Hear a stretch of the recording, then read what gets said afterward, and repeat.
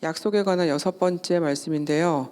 오늘은 우리가 좋아하는 복에 관한 말씀을 나누려고 합니다. 오늘 예레미야 말씀 17장 7절에서 8절 말씀 다 같이 읽으실게요. 시작. 그러나 무릇 여호와를 의지하며 여호와를 의뢰하는 그 사람은 복을 받을 것이라. 그는 물가에 심어진 나무가 그 뿌리를 강변에 뻗치고 더위가 올지라도 두려워하지 아니하며 그 잎이 청정하며 가무는 해에도 걱정이 없고 결실이 그치지 아니함 같으니라. 아멘. 여러분 복 받는 거 어떠세요? 좋죠. 네, 이런 거 대답을 되게 금방금방 하신다. 자, 복 받는 거 다 좋아하시죠? 다 원하시죠? 축복받는 거 다 원하시죠? 자, 근데 질문을 드려볼게요. 어떤 축복을 원하세요? 말씀의 복이라고 지금 사모님 말씀하셨는데 다른 분들은 표정이 딱히 안 좋으세요 지금. 자, 어떤 복을 원하세요? 자, 나 이런 복을 좀 받았으면 좋겠다 하고 생각하시는 것들 다 있으시죠? 네? 그러니까 축복, 어떤 축복? 지금 평강의 축복. 네, 또요. 이따가 편집을 하도록 하겠습니다. 못 들은 걸로 하고. 네. 네, 자, 이게 너무 이렇게 막, 이렇게 뭐 좋은 거 찾으려고 하지 마시고, 자, 평소에 생각하시는 거 있잖아요. 축복, 네? 가까운 사람이 서로 사랑하면서. 가까운 사람들끼리 서로 사랑하면서 잘 지내는 거 너무 좋은 거죠.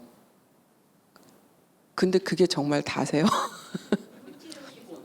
네, 물질의 축복 나왔습니다. 또요. 마음 편한 거. 건강도 원하지 않으세요? 네, 저는 원하는데, 네, 건강. 자, 건강도 있었으면 좋겠고, 그리고 자녀들이 다 잘 됐으면 좋겠고, 이런 거 솔직히 다 있으시죠? 네, 자, 우리가 딱 생각할 때 축복 그러면은 어떤 그런 삶에서 우리가 좀 누릴 수 있는 것들, 누리고 싶은 것들, 그런 것들을 사실 생각을 하게 돼요. 자, 이걸 다시 질문을 드려볼게요. 내가 다른 사람들을 볼 때 그러면 어떤 사람이 복받은 사람이다라고 생각하세요? 그러니까 나는 이제 그런 것들을 원해요. 근데 내가 다른 사람을 볼 때는 어떤 사람이 여러분들 눈에 복받은 사람으로 보이세요? 사랑에 넘치는 사람. 자녀들이 다 잘 되는 사람? 네, 또요. 환경은 너무 힘든데 계속 웃으면서 사는 사람. 네. 그런 사람들을 볼 때 되게 축복받은 사람들 이 생각하세요? 집사님 한 번만 하시는 것 같아요. 네. 자, 어떤 것이 진짜 복받은 것일까? 자, 이런 것들을 오늘 이제 조금 좀 구체적으로 좀 생각을 해보시면 좋을 것 같아요. 자, 하나님은 우리한테 복 주시는 거를 기뻐하시나요? 네, 정말 그렇게 생각하세요?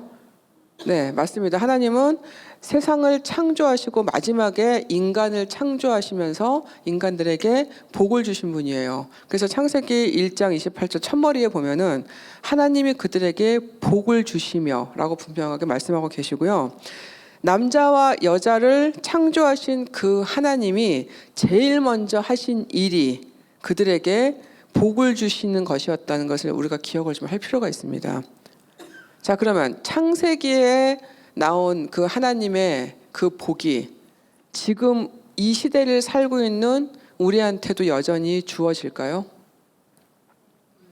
네, 당연하죠. 하나님은 변하시는 분이 아니거든요. 그래서 계속해서 지금도 21세기에 살고 있는 우리에게도 계속해서 하나님은 우리 삶에 복을 주기를 원하신다라는 거예요. 그리고 우리가 그 하나님의 복을 받으며 살아가는 것을 굉장히 기뻐하신다라는 겁니다. 여러분 그거 믿으세요? 하나님은 우리가 복 받는 거를 하나님이 기뻐하시고 우리가 그것을 누리기를 원한다는 것을 여러분 믿으십니까? 네. 자, 근데 이제 오늘 무엇이 복인지에 대해서는 오늘 조금 이제 확실하게 좀 정리를 좀 하면 좋을 것 같아요. 자, 하나님의 관점에서 복과 우리의 관점에서 복이 좀 다르다는 거는 사실 다 아실 거예요, 이제. 자, 우리의 복의 관점은 안 그러려고 그래요. 또 대부분 세상적인 것에 좀 맞춰져 있어요. 세상적인 형통함들.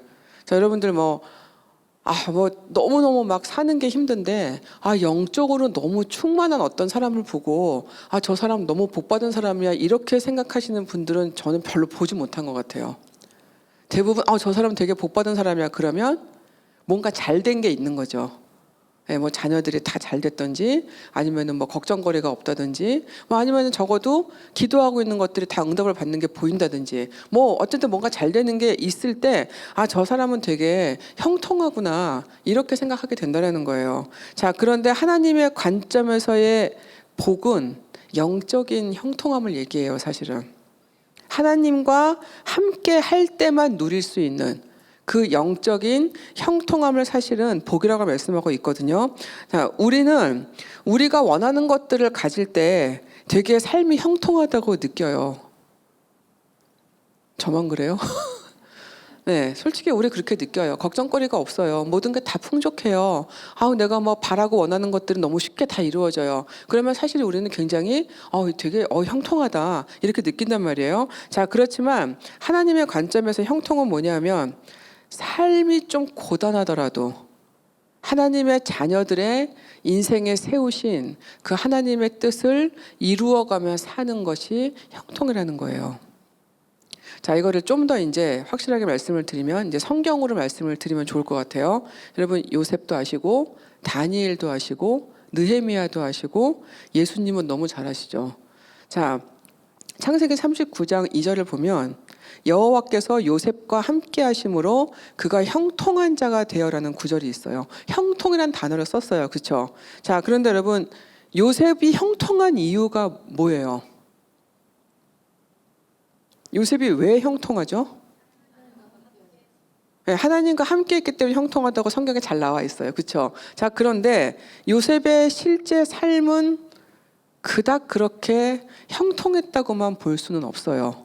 마지막에 요셉은 국무총리가 돼요. 굉장히 젊은 나이에 국무총리가 돼서 그 민족을 구하는 역할을 하지만 그 전까지 요셉의 삶을 우리는 사실 형통하다고 말하기는 좀 어렵습니다. 자, 근데 우리는 요셉이 국무총리가 돼서 마지막에 굉장히 큰 반전을 가져오잖아요.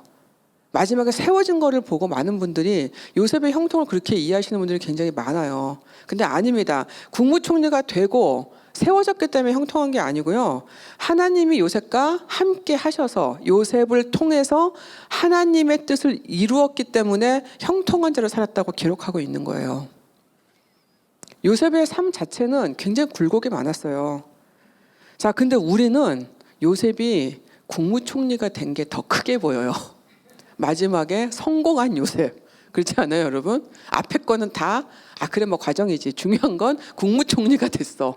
결국 성공했어. 이거를 요셉의 형통함이라고 보시는 분들이 굉장히 많아요. 사실은 저도 옛날에 그랬어요. 근데 그게 아니고 요셉을 국무총리로 요셉을 다듬어서 세우셔서 그 요셉을 통해서 결국은 하나님의 뜻을 이루신 것이 그의 삶이었기 때문에 그의 삶이 형통하다고 얘기를 했다라는 거예요. 자, 여러분, 다니엘은요? 다니엘은 어떤 사람이에요? 다니엘은 포로로 끌려가서 그냥 포로 신세로 살았던 사람이죠. 자, 다니엘 6장 28절 보시면 이 말씀이 있어요. 이 다니엘이 다리오 왕의 시대와 바사 사람 고레스 왕의 시대에 형통하였더라. 포로로 끌려갔던 사람이에요. 뭐 어떻게 형통해요? 포로로 살고 있는데. 형통할 수 없는 삶이었어요. 자, 그런데 이 사람이 사자굴에 들어갔다가 살아서 나온 사건이 있잖아요. 그러면서 어떻게 되냐면은 포로로 자신들을 끌고 갔던 그 왕이 다니엘을 인정해줘요. 다니엘의 신앙을 인정해줘요. 다니엘은 포로로 끌려가서도 계속 하나님을 섬겼어요. 그리고 그것 때문에 사자굴에 들어갔는데 안 죽고 살아나오잖아요. 그래서 이 왕이 그걸 보고 하나님을 봤어요. 그래서 다니엘을 세워줘요. 그리고 다니엘에게 굉장히 말하자면은 그 당시에 줄 수 있었던 굉장히 큰 권세를 주고 다니엘은 되게 유명한 사람이 돼요. 그래서 다니엘 때문에 이스라엘 백성들이 계속 하나님을 섬기는데 문제가 없게 됐다는 거예요. 자, 이 다니엘은 이 왕이 죽고 그 다음에 제국이 바뀌는 상황에서도 계속 큰 권세를 갖고 살게 됐어요. 자, 그래서 형통한 것이 아니라는 거죠. 다니엘이 어떤 권세를 갖게 되고 어떤 힘을 갖게 되고 다니엘이 유명해졌기 때문에 형통한 것이 아니라 자신의 목숨을 걸고 하나님을 충성스럽게 섬기고 하나님을 사랑했기 때문에 결국은 형통하게 되었다는 말씀을 하는 거예요, 성경은. 자, 그 다음에 느헤미야가 나오는데 느헤미야 1장 11절을 한번 다 같이 읽어보실까요? 자, 저기 조실지도 모르니까 다 같이 읽어볼게요. 시작. 주여 구하오니 귀를 기울이사 종의 기도와 주의 이름을 경외하기를 기뻐하는 종들의 기도를 들으시고 오늘 종이 형통하여 이 사람들 앞에서 은혜를 입게 하옵소서 하였나니 그때에 내가 왕의 술 관원이 되었느니라. 여러분 술 관원 뭔지 다 아시죠? 이제 술 관원은 왕의 경호와 뭐 비서일도 하는 아주 그냥 왕의 최측근이에요. 굉장히 고위직의 사람이죠. 자, 이 느헤미야는 이 페르시아 왕국에서 이런 굉장히 높은 자리에 올라감으로 인해서 이제 예루살렘 성전 벽을 재건하는 일을 하게 돼요. 자, 이 사람이 형통을 구했는데 술 관원이 됐다고 고백하고 있어요. 술 관원이 돼서 이 기도가 응답돼서 이 사람이 형통한 삶을 산 게 아니라 예루살렘의 무너진 성벽을 재건하기를 원하셨던 하나님의 그 뜻이 술 관원이 된 느헤미야를 통해서 이루어졌기 때문에 이 사람의 삶을 형통하다라고 얘기하고 있는 거죠. 자, 마지막에 이사야서 말씀을 같이 읽을게요. 52장 13절 시작. 보라 내 종이 형통하리니 받들어 높이 들려서 지극히 존귀하게 되리라. 자, 여러분 이거는 예수님을 말씀하고 있는 거거든요. 예수님의 고난에 대해서 부르는 예언의 노래 가운데 기록된 구절이에요. 예수님의 십자가를 통해서 하나님의 구원의 뜻을 온전히 이루셨기 때문에 여기서도 예수님의 삶을 형통하다고 표현했어요. 여러분 십자가가 그게 여러분 생각하기에 그게 형통한 것일까요?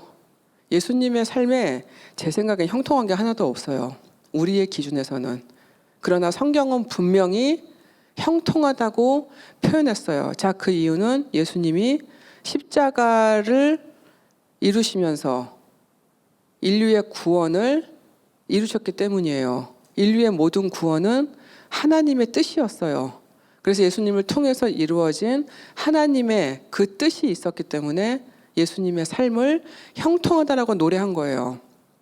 자, 우리가 복받은 삶을 사는 게 형통의 삶을 사는 거라면 진짜 복과 참된 형통의 의미를 깨닫고 받아들여야 될 필요가 있습니다. 여러분 질문 드려볼게요. 아까 복받는 거 다 원하신다고 하셨죠? 형통한 것도 원하시지 않으세요? 네, 원하시죠. 자, 그런데 하나님의 복과 하나님의 형통은 같이 가는 거예요.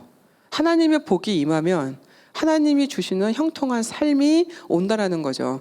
자, 오늘 본문 말씀을 보시면 이 예레미야 선지자가 유다 백성들한테 자신들의 죄를 깨닫고 하나님께 다시 돌아오게 하기 위해서 심판을 선포하고 있었어요. 그 앞에. 여러분 예레미야한테 별명이 있는 거 다 아시죠? 예레미야의 별명 기억나시는 분? 눈물의 선지자. 이 예레미야서를 읽으면 가끔 저도 좀 우울할 때가 있어요. 너무 비통하고 막 그 애통한 그런 것들이 막 너무 많이 나와요. 예레미야서에 보면은 그 뒤에 예레미야 애가라는 것도 있잖아요. 그래서 얼마나 애통하면, 그러니까 이 사람은, 이 분은 그냥 애끓는 심정으로 그냥 하나님의 그 아픈 마음, 하나님의 백성들을 향한 그 찢어지는 마음을 대신했던 사람이에요. 자, 너무너무 슬프고 애통한 마음으로 계속 하나님한테 불순종하고 죄짓고 배역하는 유다 백성들을 향해서 회개할 거를 계속 촉구했다라는 거예요. 제발 회개하고 돌아오라고 하나님의 심정으로 계속 얘기했어요. 자, 하나님께 돌아오지 않으면 어떻게 되냐면 결국은 심판을 받아서 이방 땅 바벨론에 끌려가서 포로가 될 것을 계속 울면서 경고를 했다라는 거예요. 나라가 망하게 된다라는 거죠. 자, 그런데 그 와중에 지금 이 오늘 읽은 본문에서 하나님의 복을 얘기하고 있어요. 다른 어떤 게 아닌 7절 보시면 무릇 여호와를 의지하며 여호와를 의뢰하는 사람은 뭘 받는다고요? 복을 받을 것이라. 여러분 이거는 하나님의 약속의 말씀이에요. 다시 말하면 하나님을 찾는 사람, 하나님과 같이 살아가는 사람, 하나님을 믿는 사람에게는 복이 임한다라는 거예요. 주님이 주시는 복이 간다라는 거예요. 자, 복을 받는 기준은 하나님 관점에서는 단 하나예요. 하나님을 의지하고 하나님을 믿고 따르는 사람을 얘기하는 거예요. 삶을 하나님께 드리는 거죠. 그리고 계속해서 주님을 찾는 사람이고요. 삶의 초점을 나를 지으시고 나를 살게 하신 나의 아버지께 두는 거예요. 내 삶의 초점이 세상도 아니고 나도 아니고 내가 섬기는 어떤 우상이 아닌 오로지 하나님께만 내 초점을 두는 것이, 그것이 하나님이 원하시는 복을 받는 어쩌면 단 한 가지 유일한 조건이라고 말씀하고 있는 거죠. 하나님은 그런 자들에게 하나님은 복을 주신다고 말씀하고 계시는데 질문을 드려볼게요. 이거 당연하다고 생각하지 않으세요? 이거 되게 당연한 거잖아요. 그렇죠? 혹시 다른 조건이 있을지도 모른다고 혹시 생각하세요? 요거 말고 뭐 혹시 다른 거 뭐 있지 않을까? 죄송해요, 없어요. 이거예요, 딱 요게 하나님이 원하시는 복을 주시기 위한 우리의 태도인데, 여러분 우리의 모습을 좀 한번 생각해 봤으면 좋겠어요. 여러분 다 이제 복 받는 걸 원하신다고 했는데 정말 하나님이 주시는 복을 진짜 원하세요? 그게 세상 거랑 좀 달라도 괜찮으세요? 괜찮아야 돼요. 내가 하나님의 자녀라면 하나님이 주시는 복이 내가 생각하는 거랑 좀 달라도 기쁘고 감사하게 그것을 원해야 되는데, 그러려면 하나님을 믿고 하나님을 따르는 마음이 있어야 한다는 거예요. 뭘 믿냐면 나한테 주시는 복이 최고다라고 믿을 수 있는 거. 아버지가 나한테 주시는 거면 이게 제일 좋은 복이다 나한테. 이거를 믿는 그 신뢰와 믿음이 필요하다고 말씀을 하고 있는 거죠. 자, 복을 받는 삶의 흔적이 8절에 나와요. 자, 8절에 다 같이 읽으실게요. 다시 한번 시작. 물가에 심어진 나무가 그 뿌리를 강변에 뻗치고 더위가 올지라도 두려워하지 아니하며 그 잎이 청정하며 가무는 해에도 걱정이 없고 결실이 그치지 아니함 같으니라. 자, 여러분 나무가 물 있는 데 심겨지면 그 뿌리가 이게 물 있는 쪽으로 이렇게 뻗치게 돼요. 본능적으로 생명줄인 물줄기를 잡으려고 하는 거죠. 자, 그렇게 되면 여러분 물하고 뿌리하고 연결이 잘 돼 있잖아요. 그러면은 더위가 와도 이게 나무가 마를 걱정이 없어요. 계속 물을 끌어당길 수 있으니까. 그러니까 걱정이 없죠. 자, 항상 물이 뿌리를 통해서 공급이 되니까 이파리가 당연히 싱싱하겠죠. 가뭄이 와도 괜찮아요. 왜냐하면은 난 물이 있으니까. 나무는 물만 있으면 되잖아요. 자, 그래서 물이 있어서 계속 나무가 살아 있으니까 열매를 계속 맺게 된다라는 말씀이에요. 여러분, 이거를 만약에 거꾸로 얘기하면 어떻게 될까요? 물가에 심어진 나무가 그 뿌리가 엉뚱한 데로 뻗쳐 있으면 더위가 오면 두려워하게 돼요. 물이 없어. 그러면 내가 말라 죽겠구나 하고 걱정을 할 수밖에 없다라는 거예요. 이파리는 어떻게 되냐면 다 시들시들해져가지고 다 누렇게 되겠죠. 그러다 떨어지겠죠. 가뭄이 오면 큰일이죠. 내 뿌리가 물 쪽에 없어. 물을 공급받을 수가 없어요. 자, 그러면 여러분 열매는 없어요. 자, 이 뿌리가 물을 받아가는 거는 이거는 생명에 관한 거잖아요. 복을 받은 사람들은, 하나님의 복을 아는 사람들은 내 삶에 이 생명력의 흔적들을 갖고 살아간다는 거예요. 나한테 가무는 시기가 왔어요. 그래도 괜찮을 수 있다는 거죠. 왜? 내 뿌리는 여전히 내 생명줄인 하나님과 붙어 있으니까. 내 삶에 재앙이 왔어요. 그래도 안 죽어요. 왜냐하면 나는 계속 하나님이라는 생명줄을 붙들고 살아갈 수 있으니까. 내 삶에 너무너무 어려운 고비가 왔어요. 그래도 나는 여전히 살아요. 왜냐하면 하나님과 영적으로 연결되어 있고 나는 계속해서 그분한테 내 생명의 원천을 공급받기 때문에 그래요. 여러분, 이 말씀은 우리가 죽은 사람들처럼 살지 말라는 말씀이기도 합니다. 아직은 숨을 쉬고 있어요. 이 땅에 발붙이고 살아는 가고 있어요. 근데 영적인 생명력은 없어요. 왜냐하면 내 뿌리가 하나님과 연결돼 있지 않아요. 자, 이거는 뭐냐면 나무 모양새는 있어요. 있는데 그 안에 뿌리는 사실 안 보이잖아요. 여러분, 나무가 우리 이렇게 LA는 여기가 좀 가문 곳이니까 나무들이 좀 이제 제가 동부 살아봐서 동부 쪽하고 나무들하고 되게 다르게 생겼거든요. 전 처음에 여기 LA 와가지고 되게 신기했어요. 아니, 이 날씨에 이게 어떻게 그래도 나무 같은 것들이 많이 있어요. 풀도 있고. 저 되게 신기했거든요. 이렇게 물이 없는데도. 자, 근데 여러분, 그 땅 속에 뿌리의 모습들을 우리는 볼 수가 없잖아요. 우리가 보는 거는 겉모습이에요. 그래서 겉에 좋은 열매가 많이 열리고 나무가 싱싱하면 그러면은 저 뿌리가 되게 잘 박혀 있구나 이렇게 생각을 할 수 있는 거죠. 자, 사람한테는 영적인 뿌리라는 게 있는데 사람의 영적인 뿌리가 생명력이 있는 상태로 있는지 없는지를 알려면 결국은 그 사람의 삶을 보는 거예요. 이 사람이 살아가는 모습을 볼 수밖에 없다라는 거죠. 그래서 결국은 복받은 사람은 뭐냐면 생명력을 갖고 있는 삶을 살아가는 사람을 얘기하는 거예요. 하나님의 생명력으로 살아가는 그 능력이 있는 사람들을 얘기하는 거예요. 자, 생명을 주시는 하나님과 연결돼서 살아가면 늘 삶의 그리스도의 생명력이 충만할 수밖에 없다라는 거죠. 자, 그래서 어떤 어려움이나 고난이 오더라도 여전히 성령의 능력 가운데 하늘의 열매들을 맺어가며 살 수 있게 된다라는 거예요. 한마디로 얘기하면 몸은 질병이 걸려서 썩어갈 수도 있어요. 네, 내 삶은 나를 우겨싸고 나를 괴롭힐 수 있어요. 그래도 내 영혼은 절대 죽지 않는다라는 거예요. 나는 영원히 주님과 함께 살아갈 수 있다라는 거예요. 자, 그래서 여러분 시편 1편에 여러분 이거 다 외우실 수 있을 것 같은데 그는 시냇가에 심은 나무가 철을 따라 열매를 맺으며 그 잎사귀가 마르지 아니함 같으니 그가 하는 모든 일이 다 어떻게 된다고요? 다 형통하리로다. 오늘 읽은 예레미야 본문 말씀하고 되게 비슷한데요.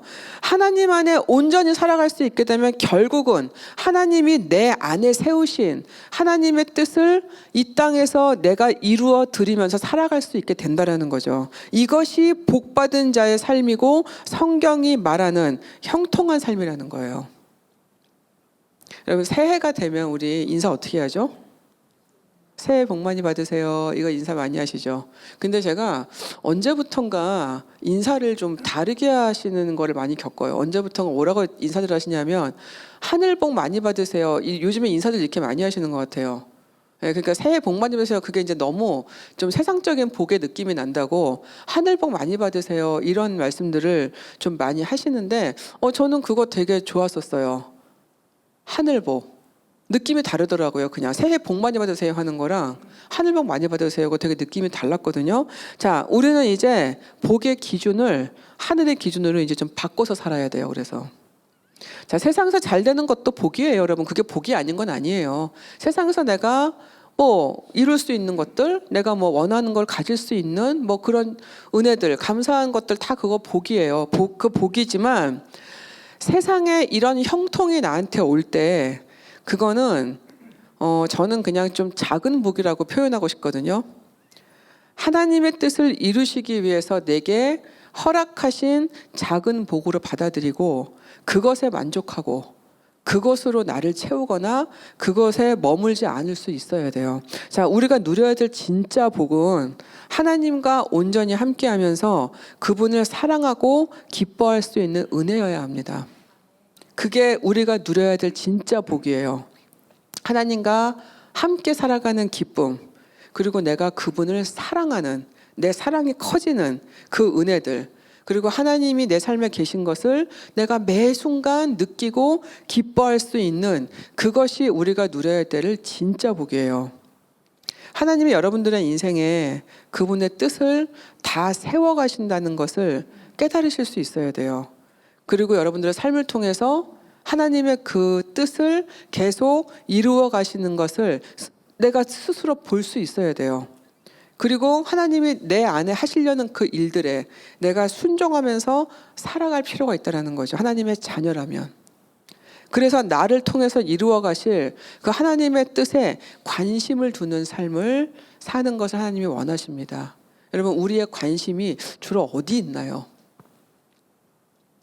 주일날 교회 오면은 하나님한테 있는 것 같아요. 그렇죠? 교회에 올 때는 말씀을 읽을 때나 그럴 때는 그래, 하나님이 제일 먼저야. 그러는데 그 외의 시간도 그렇게 살 수 있으세요? 제가 자꾸 여러분들을 괴롭히는 질문을 자꾸 하는 것은 죄송합니다. 자, 하나님에 관한 모든 것들이 내 삶의 관심의 우선이 되어야 됩니다. 그것에 관심이 있어야 돼요. 여러분, 관심을 걷다 두면 다 좀 다르게 보여요. 그냥 무심코 지나가는 그냥 일상이 뭔가 이게 하나님이 하시려는 일인가? 뭐 이런 게 보여질 때도 있고요. 그냥 별 생각 없이 툭 던진 말인데 이거 혹시 성령이 하시는 말인가?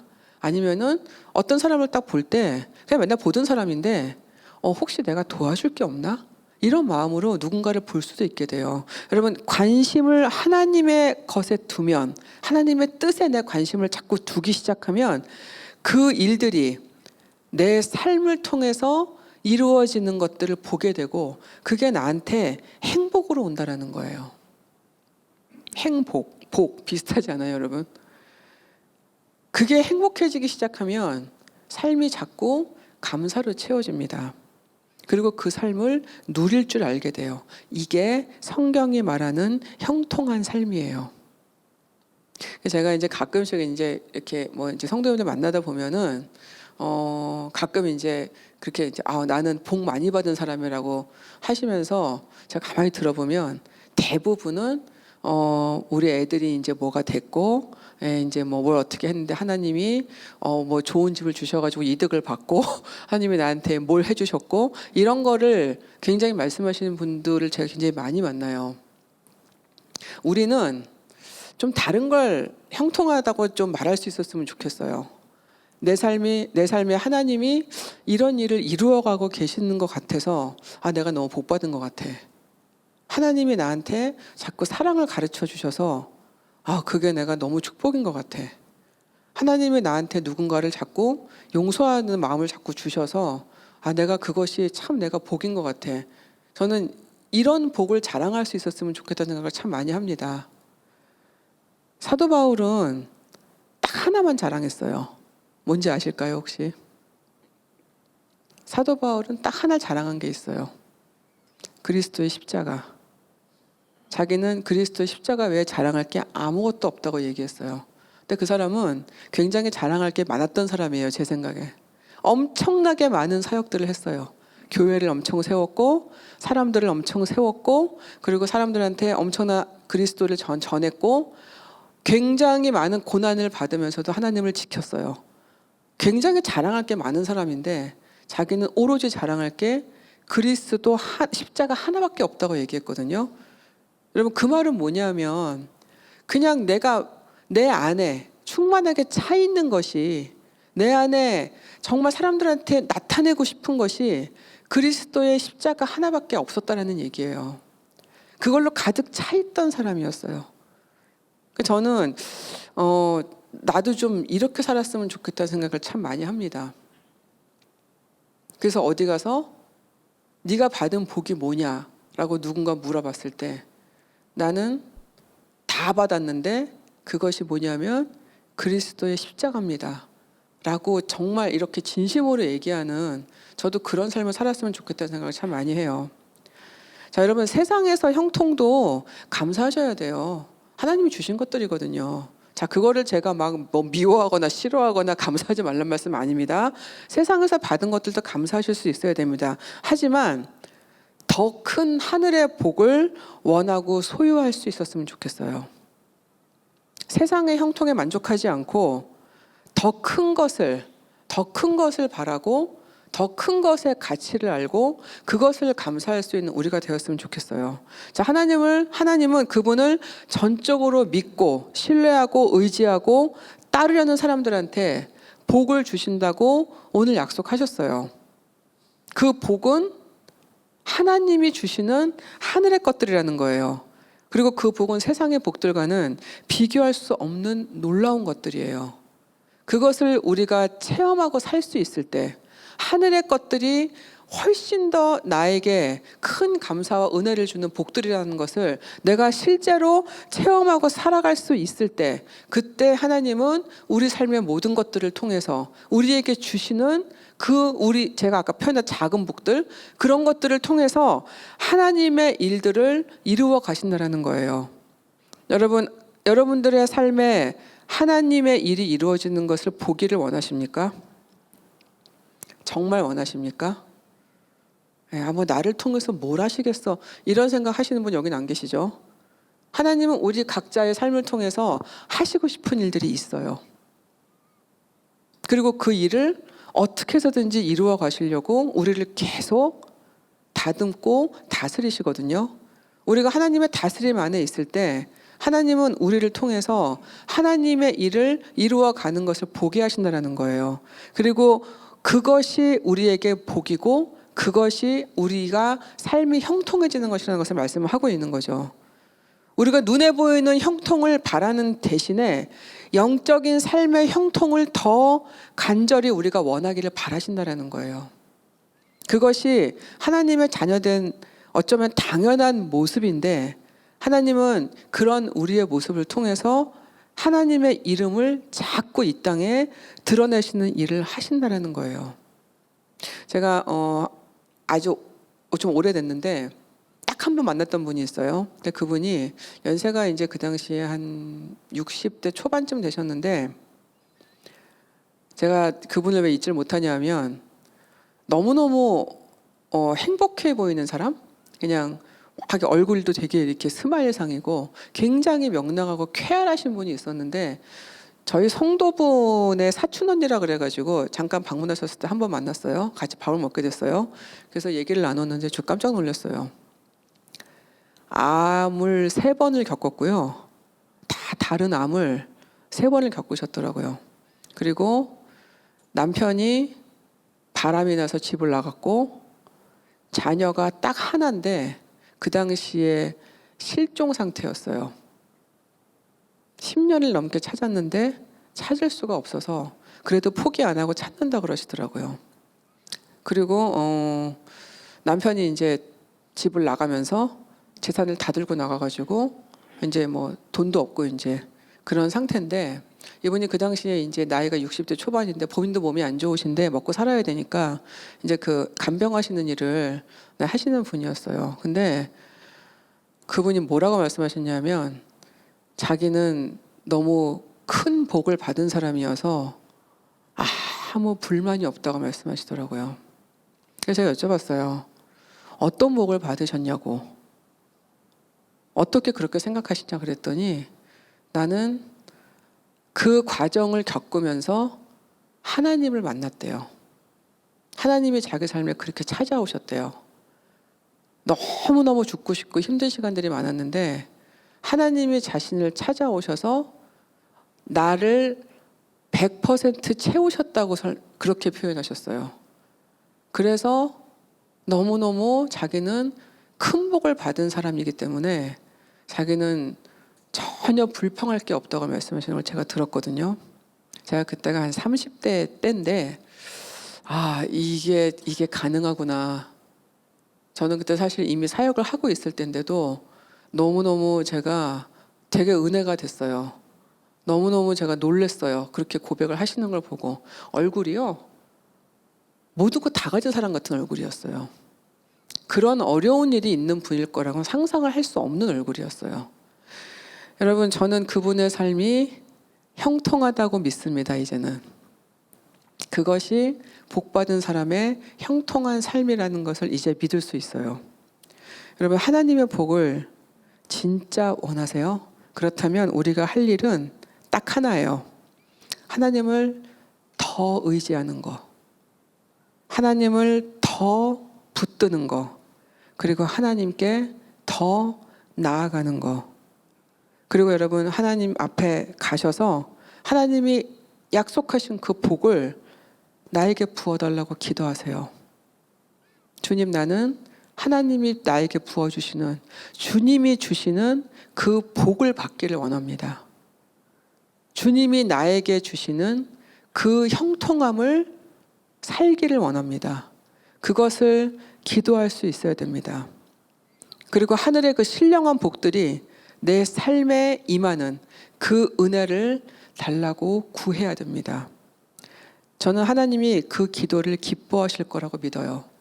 그리고 그 기도에 반드시 응답하실 것이고 우리에게 참 형통이 어떤 것인지, 하나님과 함께해서 형통할 수 있는 그 은혜가 어떤 것인지를 알려주실 것이라고 믿어요. 여러분, 저는 여러분이 모두 진짜 복을 받은 사람들로, 진짜 참 복이 뭔지를 아는 사람들로, 나는 형통한 삶을 살아가고 있습니다라고 고백하는 그런 삶을 우리가 살아갈 수 있기를 원합니다. 그래서 세상에 말하는 복, 세상에 말하는 형통, 거기에 우리가 정말 소유하고 있는 진짜 복, 진짜 형통을 세상에 보여줄 수 있는 정말 성령의 능력을 가지고 살아가는 그런 저와 여러분이 되시기를 주님의 이름으로 기도합니다.